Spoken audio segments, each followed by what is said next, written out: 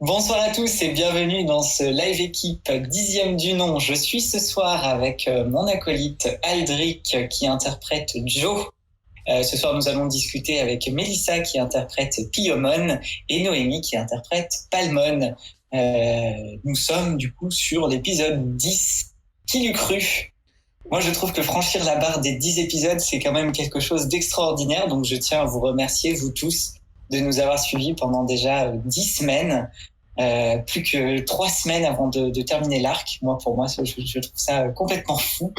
On va en profiter pour passer quelques petites annonces. Je m'en occupe.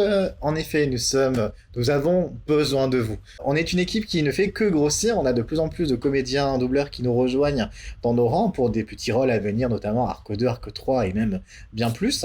On est pratiquement une trentaine maintenant, je pense, au niveau des comédiens doubleurs, si je m'en réfère au groupe de travail.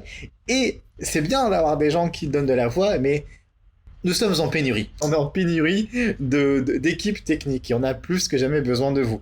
Je m'explique. Nous avons besoin en fait de différents profils qui pourraient nous donner un coup de main à François et moi-même.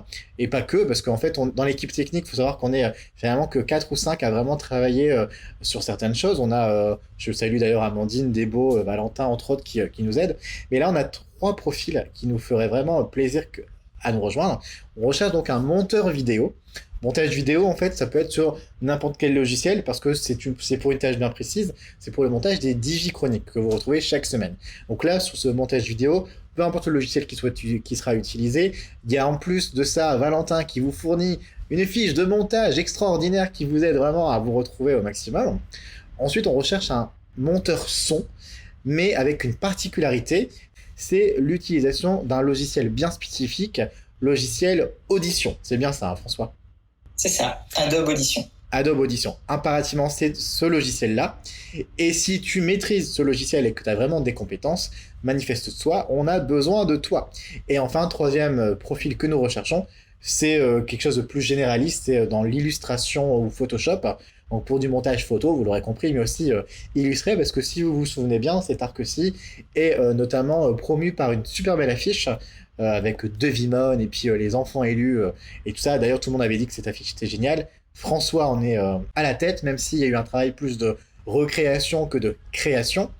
Mais pour les prochains arcs, on aurait besoin en fait de quelqu'un qui sache et qui s'y connaisse là-dedans pour nous faire de jolies affiches. Donc, si parmi ces 3 profils recherchés, tu te reconnais, tu te sens l'âme d'eux, eh ben, il y a plein de moyens de nous contacter. Ce qui me permet aussi de vous rappeler que vous pouvez nous suivre sur la page Facebook, Digimon Adventure Fan de Project. Normalement, si vous regardez ce live, vous y êtes. Donc, c'est plutôt assez simple. N'hésitez pas à nous liker, à aimer, à commenter d'ailleurs nos publications, ça nous fera plaisir. Et vous pouvez nous envoyer donc un message privé via cette plateforme. Il y a le Twitter, toujours Digimon Adventure Fan de Project. Donc, c'est Digimon Fandub sur Twitter, pardon. Pareil, donc là, venez nous rejoindre, envoyez-nous un message via Twitter, suivez-nous, retweetez-nous, soyez fous. Il y a la chaîne YouTube, du coup, qui... François, comment tu l'as vu la chaîne YouTube ? C'est Digimon Adventure Fandub Project, hein, c'est ça ? Un truc, il me semble que c'est ça. Ouais. De toute façon, si vous tapez Digimon Fandub sur le moteur de recherche Google, vous verrez, il y a d'ailleurs le replay des chroniques, des lives, ce genre de choses, vous pouvez nous suivre là-bas. Et nous avons ensuite le site internet, hein, ça je pense que vous le connaissez, c'est là-bas que vous pouvez entre autres regarder nos épisodes. Je pense que j'ai fait le tour des réseaux sociaux, donc n'hésitez pas, contactez-nous, suivez-nous, likez-nous. Ouais, voilà, j'en fais des caisses, mais c'est vraiment pour que mon message y passe. Une fois que ceci est dit, je vais donner la parole à l'une de nos demoiselles. On va commencer par Noémie, hop, Palmon. Tu vas peut-être nous parler de l'épisode 10 parce que t'es un petit peu la star de l'épisode et t'as été extraordinaire. Oui. Je l'ai pas dit pendant ma recherche, mais t'as été juste sublime pendant cet épisode. Tu nous as fait un épisode de malade. Oui, bah ça, on a pu voir le vrai caractère de Palmon. Puis je trouve que Palmon, c'est un peu comme la petite sœur de Mimi, dans le sens où, comme elle l'admire tellement, elle recopie ce qu'elle fait. Enfin, par exemple, quand Koshiro, il écoute pas Mimi. Mimi, elle pleure et tout. Et Palmon, elle sait pas quoi faire. Et elle la regarde et elle pleure d'un coup. Enfin, c'est vraiment, je trouve, des réactions d'un enfant, en fait. Mais Palmon, elle a son petit caractère, hein, quand même. Vous souvenez-vous, là, quand Gomamon, il vient dans la baignoire des filles, elle a pas hésité à l'expulser, hein. Puis elle a un petit côté test, un petit peu crâneuse. Regarde Mimi, c'est moi la meilleure. Et du coup, je pense que c'est ça qui la rend attachante. Et on a pu voir, du coup, toutes ces facettes dans l'épisode 10. Et est-ce que c'est des facettes que ta meilleure amie connaît? Parce que, petite particularité, on est ici aujourd'hui avec Noémie et Mélissa qui sont Palmon et Piomon, donc les deux Digimon, on va dire, euh, féminins, même si on va pas lancer le débat des genres des Digimon, mais voilà. Et donc, vous êtes dans la vraie vie les meilleurs amis du monde. Est-ce que tu peux nous en dire un peu plus, Noémie, sur cette amitié? Depuis combien de temps vous vous connaissez? Qu'est-ce qui a fait que ça a fait tilt entre vous? Du coup, ça fait 13 ans qu'on se connaît. Du coup, c'est pas mal, hein, sachant qu'on a 21 ans. Donc, on s'est connus en primaire à l'école. Et c'est enfin, plein de passions communes. Enfin, à l'époque, c'était on regardait One Piece et tout, et on jouait à One Piece dans la cour. Enfin, tout des trucs comme ça. Et on s'est suivi. Enfin, on s'est jamais quittés. On est un peu comme Dupont et Dupont. Parfois, on finit les phrases de l'autre. On se communique rien qu'en en se regardant et tout. On sait ce qu'on veut dire et c'est marrant. Du coup, les gens, ils nous confondent. Enfin, ils pensent qu'on est sœurs, qu'on est en couple ou qu'on est des jumelles aussi. On a déjà eu ça. Et toi, Du coup, c'est drôle. et toi, Mélissa, justement, t'as des anecdotes à nous raconter sur tes souvenirs d'amitié avec Noémie? Tu es d'accord avec ce qu'elle vient de dire? Oui, oui, carrément. Mais effectivement, ça fait très très longtemps qu'on se connaît, que je la supporte et que je cède à tous ses caprices. Et du coup, laquelle des deux a voulu se lancer la première dans l'aventure? C'était une décision commune ou c'est l'une qui a entré l'autre? Non, c'est Niwa qui nous a proposé à plusieurs amis sur une conversation groupée. Et je m'y suis intéressée en premier. Et vers la fin des castings, Noémie m'a demandé si c'était toujours possible, d'après moi, d'envoyer sa candidature pour Palmon. Et je lui ai dit, oui, vas-y, lance-toi. Il n'y a pas de problème. Et puis elle s'est lancée. Tu imagines aujourd'hui avoir fait cette aventure sans elle? Oui. Oui, parce que en fait, j'ai su que j'avais été prise avant qu'elle postule. Donc, oui, franchement, ouais, ça m'aurait pas dérangé plus que ça. Mais c'est toujours mieux de l'avoir avec moi, en fait. Et tu penses quoi de Palmon, toi, dans l'épisode 10, enfin de Palmon en général? C'est un Digimon que, du coup, tu apprécies grâce à Noémie ou que tu aurais apprécié dans tous les cas? Que je l'apprécie plus parce que c'est ma meilleure amie qui fait sa voix. Donc, je pense que ouais, je suis un peu plus attachée à elle. Pour avoir écouté la version française, euh, on est obligé de s'attacher. Et toi, François, qu'as-tu pensé de l'épisode 10, maintenant qu'on en parle un petit peu? Moi, déjà, avant de parler vraiment de l'épisode en lui-même, juste le fait que ce soit l'épisode 10, j'ai trouvé ça extraordinaire de me dire que ça y est, on avait déjà passé ce cap des 10 épisodes. Et puis, c'est un épisode que j'ai beaucoup aimé, notamment parce que du coup, je fais le rôle du petit Tumon, que c'était très marrant, ça changeait un petit peu de Patamon. Et puis, j'ai ramené un pote à moi dessus qui a fait Sukamon. Donc voilà, c'était assez drôle aussi la petite private joke, tu vois, d'être Sukamon et Tumon. J'ai trouvé ça très drôle. Voilà, après sinon, non, je trouve que c'est un épisode qui s'inscrit bien dans la suite du fandom. Je trouve que tout le monde a fait des progrès extraordinaires. Maintenant, en tout cas, on arrive à un moment où tout le monde maîtrise son personnage et c'est avec une grande joie que je m'attelle à préparer tous les épisodes de l'arc 2 parce que j'ai très envie de découvrir la suite des aventures. Et du coup, je vais revenir sur un petit détail. On a eu pas mal de commentaires à ce niveau-là. Parce que si vous nous suivez depuis le début, vous savez que au tout début, on proposait, avec une autre version du fandom, on proposait la version originale sous-titrée. Et du coup, depuis quelques semaines, on ne la propose plus. Et tout simplement, c'est parce que normalement, alors ça m'étonnerait que les gens ne soient pas au courant maintenant, mais c'est parce que Crunchyroll du coup a sorti la version originale sous-titrée officielle. Ça y est, on l'attendait depuis 20 ans dans le fandom et tout ça. On se disait, de toute façon, ce sera impossible que ça arrive. Jamais ils débourseront des sous pour payer des traducteurs qui vont se taper les 54 épisodes. Ce sera impossible. Et ils l'ont fait. Et ne serait-ce que par respect pour les personnes qui ont travaillé sur la traduction et puis même le fait que Crunchyroll les propose gratuitement quand même. Je trouve ça du coup préférable de ne plus proposer la version sous-titrée. Et puis c'est vrai que de base, de toute manière, le Digimon Fandub Project porte bien son nom. On est plus là pour faire du fandub. Et puis c'est vrai que du coup, ne plus faire ces sous-titres, ça nous libère aussi un peu plus de temps pour travailler sur d'autres choses. Donc voilà. Tout à fait, et donc je vais parler un peu de cet épisode 10 que j'ai beaucoup aimé. Oui, bah, c'est Mimi et Palmon, hein. Je vais arrêter de crier mon amour pour Mimi, mais elle est là, quoi. Et non, c'est vrai que quand j'ai découvert cet épisode-là, je me suis dit, mais oh là là là là, le niveau de ouf. Enfin, il y avait vraiment, Mimi est toujours extraordinaire.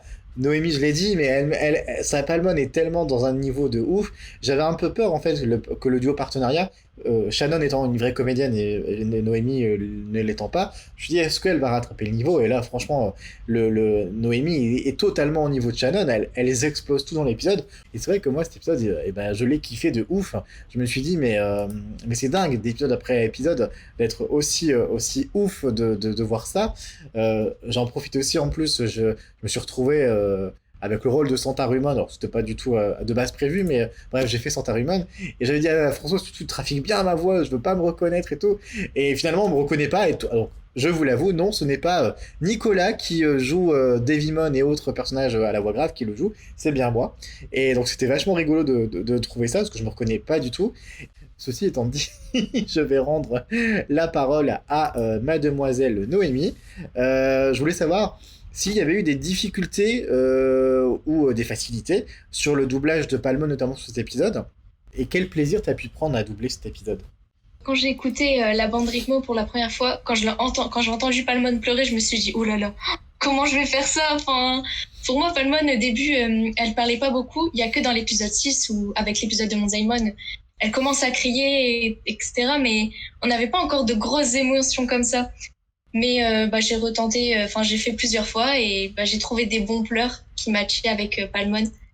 Enfin, souvent pour retrouver la voix de Palmon, je répète par exemple le Palmon évoluant plusieurs fois et toutes des petites phrases comme ça pour retrouver sa voix.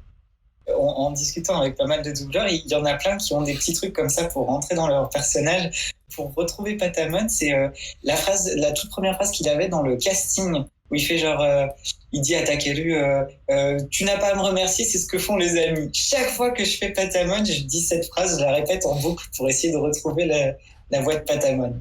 J'ai ma phrase d'accroche, c'est le fameux Sora, ou alors le Piomon évoluant. Ouais.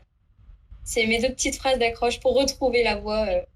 C'est très drôle, mais en fait, je me rends compte qu'on a tous un truc. Je sais que pour moi, Joe, c'est râler en mode ça suffit, nanana, enfin, se plaindre en mode et partir à gueuler dans tous les sens. Et c'est vrai que c'est rigolo de voir que chacun a son petit truc, donc c'est plutôt marrant à voir. Et du coup, Noémie, tu fais partie de ceux qui ne connaissent pas vraiment, qui n'a pas vu tous les épisodes de Digimon par le passé, qui n'est pas de base une fan de Digimon. Quelles attentes tu as par rapport à Palmon? Qu'est-ce que tu aimerais dans les prochains arcs avoir à faire avec Palmon? Qu'est-ce que tu l'aimerais voir faire justement? Je m'interroge de ça. Comment tu la vois évoluer et qu'est-ce que tu aimerais pour elle? Je la vois bien devenir une bonne dure à cuire, comme on aime bien frapper tous les méchants Digimon comme ça, avec ses gros points de boxe. Et j'ai hâte de voir son évolution en Lilymon. J'ai quelques bribes, mais je sais qu'elle ressemble un peu à une Wings, c'est tout, trop classe, mais je sais pas vraiment comment ça se fait qu'elle évolue, enfin, pourquoi elle passe de Togemon à Lilymon, en fait. Ça, je m'en souviens plus et j'ai hâte de revoir ce passage-là. C'est vrai que tu vas devenir Lilymon et ça va être très classe. J'ai hâte de voir les niveaux parfaits de tout le monde. Et je vais redonner la parole à Mélissa, parce que Mélissa, elle va nous teaser un peu ce qu'on va découvrir la semaine prochaine. La semaine prochaine, toi et moi et d'autres, on va se retrouver dans un épisode un peu cartoonesque Halloween. Tu étais venu le doubler chez moi, d'ailleurs, c'est le fameux épisode 11 pardon. Est-ce que tu peux nous dire un peu ce qui va se passer dans cet épisode et comment s'est passé pour toi le doublage et qu'est-ce que tu as aimé ou pas dans cet épisode?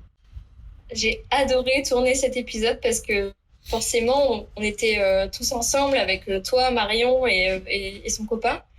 Et j'ai trouvé vraiment que ça avait une ambiance différente. C'était incroyable. C'est les cris de Marion dans la pièce, les voix marrantes de son copain, même toi, c'était hilarant, c'était super drôle.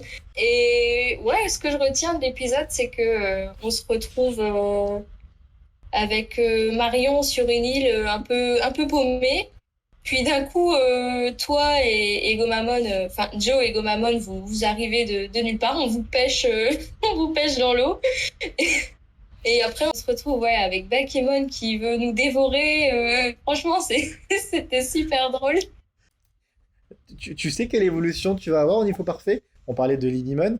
Ah bah tu vas adorer être, je te dis son prénom, son nom, c'est Garudamon. Quand tu vas voir le look et la gueule de Garudamon, tu vas te dire, oh mon dieu, comment je vais être Garudamon?